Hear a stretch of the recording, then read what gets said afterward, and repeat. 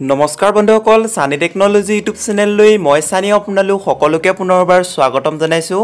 তো বন্ধু বান্ধৱীসকল আজি সন্ধিয়া আপোনালোকৰ বাবে 9টাকৈ গুৰুত্বপূৰ্ণ খবৰ ওলাই আহিছে। গোটেইকেইটা খবৰে আপোনালোকৰ বাবে বহুতেই গুৰুত্বপূৰ্ণ। তো সম্পূৰ্ণকৈ ভিডিঅ'টো শেষলৈকে স্কিপ নকৰাকৈ চাই থাকক। তো বন্ধু বান্ধৱীসকল এতিয়ালৈকে যদি ভিডিঅ'টো লাইক কৰা নাই প্লিজ এটা লাইক কৰিব, ভিডিঅ'টো শ্বেয়াৰ কৰিব আপোনালোকৰ ফ্ৰেণ্ডসকলৰ মাজত, আৰু এতিয়ালৈকে যদি এই চেনেলটো ছাবস্ক্ৰাইব কৰা নাই প্লিজ ছাবস্ক্ৰাইব কৰি সাইডত থকা যিটো বেল আইকন আছে প্ৰেছ কৰি অল অপশ্যনটো ক্লিক কৰিব। মই যেতিয়া আপোনালোকৰ বাবে এনেকুৱা ধৰণৰ ভিডিঅ'সমূহ দিম তেতিয়া আপোনালোকে সকলোতকৈ ফাৰ্ষ্টত নটিফিকেশ্যনসমূহ পাই থাকিব। তো বন্ধু বান্ধৱীসকল আহক ভিডিঅ'টো আৰম্ভ কৰোঁ। বন্ধু বান্ধৱীসকল আজি সন্ধিয়াৰ প্ৰথমটি খবৰে হৈছে এটা ডাঙৰ খবৰ, এটা গুৰুত্বপূৰ্ণ খবৰ। চাৰিচকীয়া বাহন আছে নেকি আপোনাৰ, গাড়ীত লগাব লাগিব এইসমূহ ডিভাইচ অহা অক্টোবৰ মাহৰ পৰা প্ৰযোজ্য হোৱাৰ সম্ভাৱনা। প্ৰতিদিনেই পথ দুৰ্ঘটনাত বহু লোকে প্ৰাণ হেৰুৱাবলগীয়া হৈছে। পথ দুৰ্ঘটনা হ্ৰাস কৰিবলৈ অহা অক্টোবৰ মাহৰ পৰা কেন্দ্ৰীয় চৰকাৰে বহুকেইটা নিয়ম বলবৎ কৰাৰ সম্ভাৱনা আছে। জানিব পৰা মতে সুৰক্ষিত ড্ৰাইভিঙৰ বাবে অহা অক্টোবৰ মাহৰ পৰা চাৰিচকীয়া বাহনত লগাব লাগিব বহুকেইটা নতুন ডিভাইচ। অহা অক্টোবৰ মাহৰ পৰা দেশত বলবৎ হ'ব বাহন সুৰক্ষাৰ বাবে বহুকেইটা নতুন ব্যৱস্থা। দুৰ্ঘটনা হ্ৰাসৰ লগতে সুৰক্ষিত যাত্ৰাৰ বাবে কেন্দ্ৰীয় চৰকাৰে বাহন সুৰক্ষাৰ ক্ষেত্ৰত বহুকেইটা নতুন ব্যৱস্থাৰ প্ৰৱৰ্তন কৰিছে। ইয়াৰ আধাৰতে আপোনাৰ গাড়ীখনত লগাব লাগিব বহুকেইটা নতুন ডিভাইচ। ইয়াৰ বাবে ইতিমধ্যে কেন্দ্ৰীয় চৰকাৰে গ্ৰহণ কৰিছে যাৱতীয় পদক্ষেপ। আপোনাৰ যাত্ৰাকালত লগত লাগিব পাম্পচাৰ ৰিপেয়াৰ কিট। এই ব্যৱস্থা থাকিলে চালকে গাড়ীত অতিৰিক্ত চকা লৈ ফুৰাৰ প্ৰয়োজনীয়তা নাথাকিব। ইয়াৰ উপৰিও গাড়ীত লগাব লাগিব টায়াৰ প্ৰেছাৰ মনিটৰিং ছিষ্টেম। এই ডিভাইচে গাড়ীৰ চকাত পাম্প কমিলে চালকক সতৰ্ক কৰি দিব, দুৰ্ঘটনা হোৱাৰ পৰা ৰক্ষা কৰিব বুলি অনুমান কৰিব পাৰি। সেইদৰে গাড়ীত লগাব পাৰিব ৰিভাৰ্চিং পাৰ্কিং ডিভাইচ। এই ডিভাইচে গাড়ী বেক কৰোঁতে বা পাৰ্কিং কৰাৰ সময়ত কাষত কোনো লোক বা অন্যান্য সামগ্ৰী থাকিলে চালকক সতৰ্ক কৰি দিব। গাড়ীত লগাব লাগিব গ্লিচিং গ্লাছ। এই যাত্ৰা অধিক আৰামদায়ক কৰি তুলিব। গ্লিচিং গ্লাছে গাড়ীৰ ভিতৰত ভাগ শীতল কৰি ৰাখিব। আজিৰ 2 নম্বৰ খবৰটি হৈছে প্ৰধানমন্ত্ৰী নৰেন্দ্ৰ মোদীৰ জন্মদিনত ছাত্ৰ সমাজে পালন কৰিব ৰাষ্ট্ৰীয় নিবনুৱা দিৱস। কৰোনা ভাইৰাছৰ সংক্ৰমণ দেশত আৰম্ভ হোৱাৰ পৰা শিক্ষাৰ পৰা আৰম্ভ কৰি প্ৰতিবাদলৈকে সকলোতে অনলাইন প্ৰক্ৰিয়া ব্যৱহাৰ কৰা হৈছে। চৰকাৰৰ বিৰুদ্ধে দেশৰ যুৱ প্ৰজন্মই টুইটাৰ ফেচবুক আদিৰ জৰিয়তে অনলাইন আন্দোলন অব্যাহত ৰাখিছে।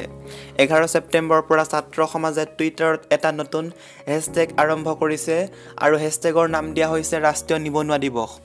কিয় ছাত্ৰ সমাজে আৰু নিবনুৱাই প্ৰধানমন্ত্ৰীৰ জন্মদিনৰ দিনটো ৰাষ্ট্ৰীয় নিবনুৱা দিৱস হিচাপে পালন কৰিব বিচাৰিছে।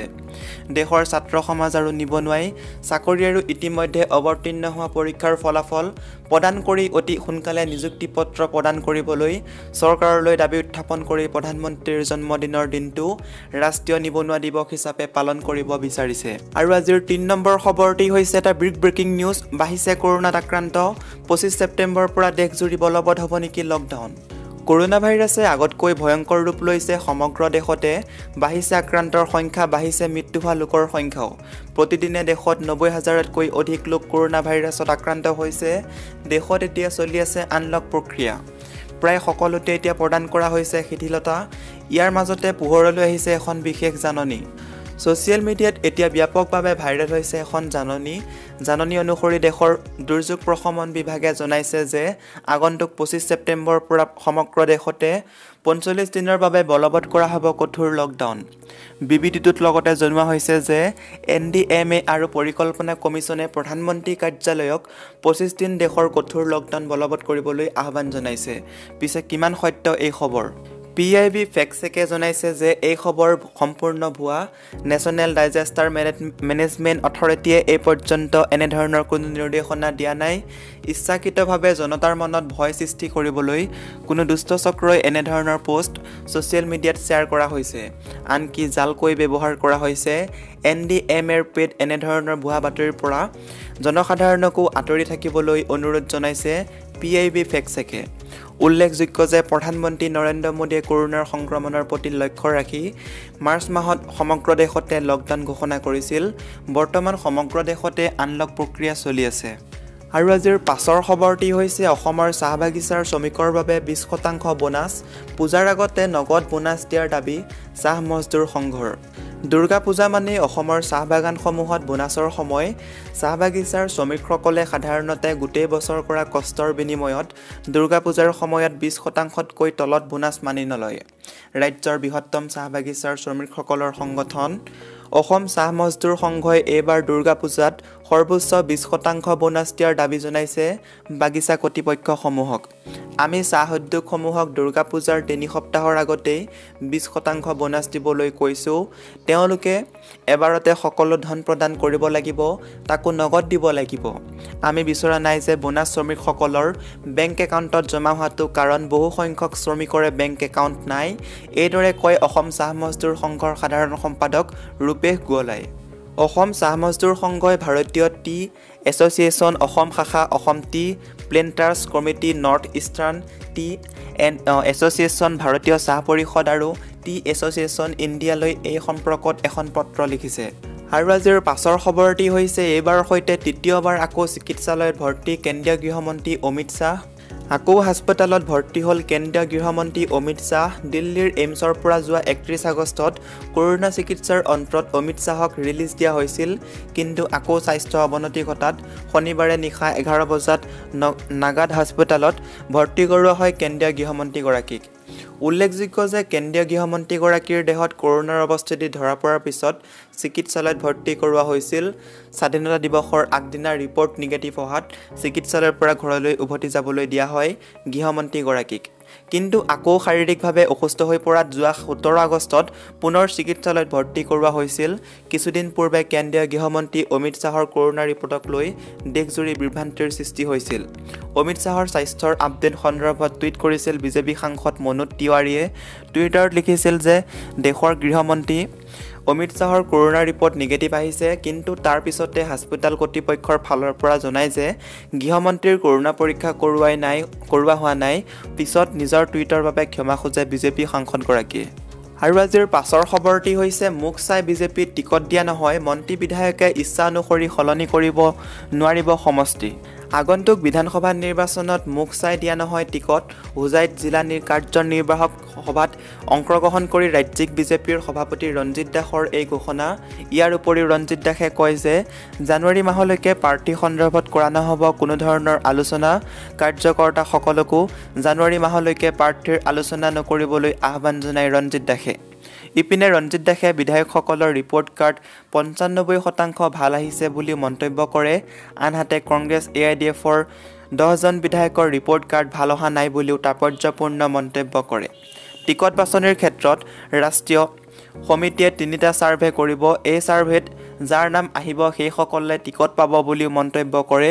গতিকে মুখ চাই কোনো নেতাক প্ৰাৰ্থী দিয়ে নহ'ব বুলিও স্পষ্ট মন্তব্য কৰে ৰঞ্জিত দাসে। আৰু আজিৰ পাছৰ খবৰটি হৈছে দেওবাৰে 15 লক্ষাধিক ছাত্ৰ ছাত্ৰীয়ে দিব NEET পৰীক্ষা।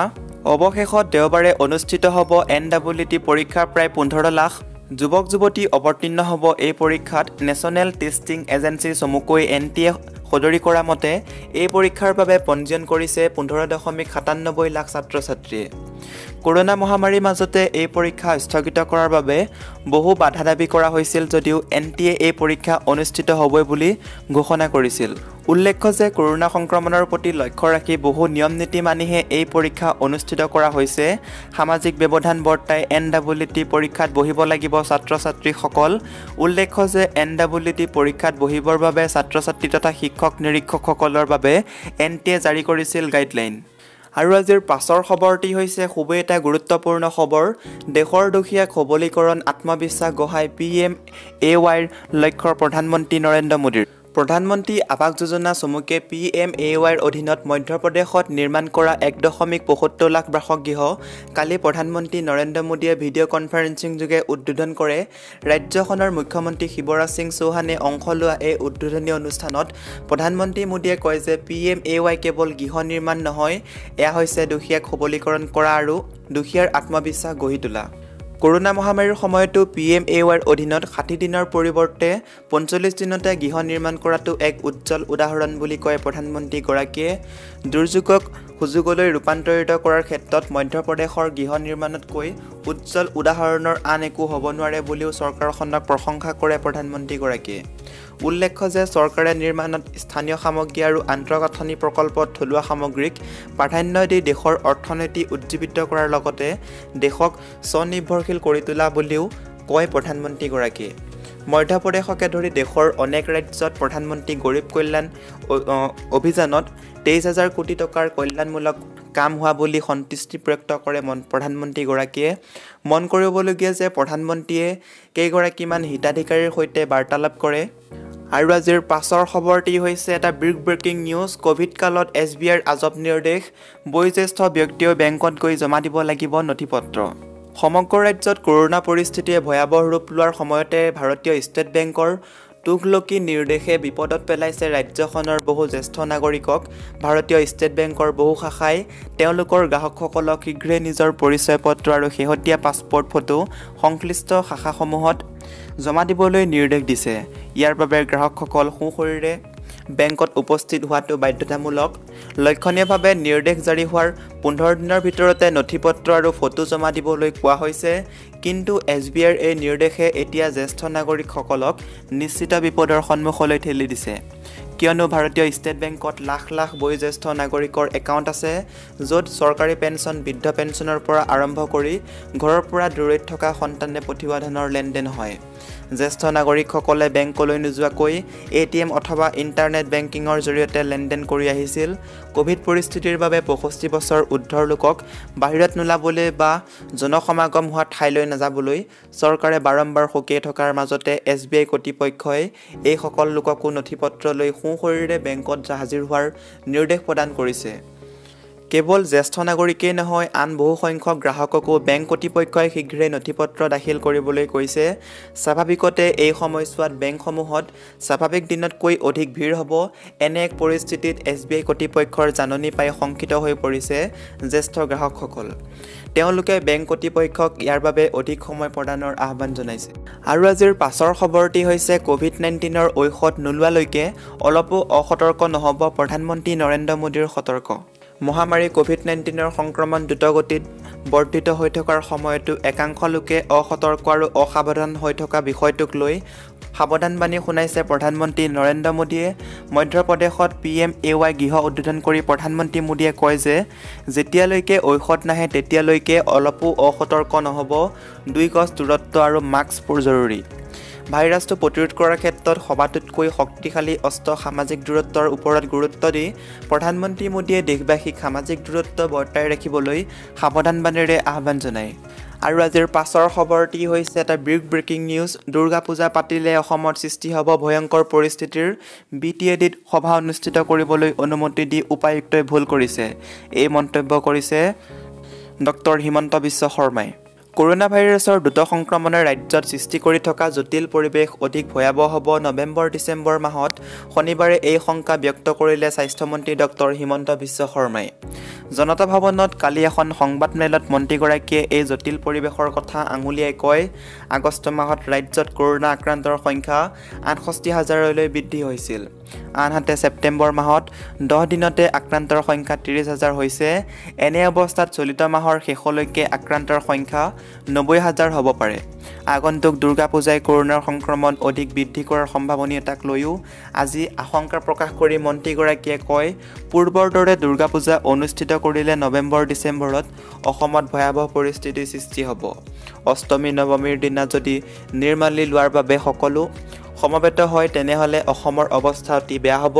COVID-19ৰ সংক্ৰমণৰ বাবেই সাৱধানতাৰ স্বাৰ্থত বিহু আমি পতা নাই। গতিকে দুৰ্গা পূজা আগৰ দৰে পাতিলে অসমত কি পৰিস্থিতি হ'ব সেয়া সহজেই অনুময়।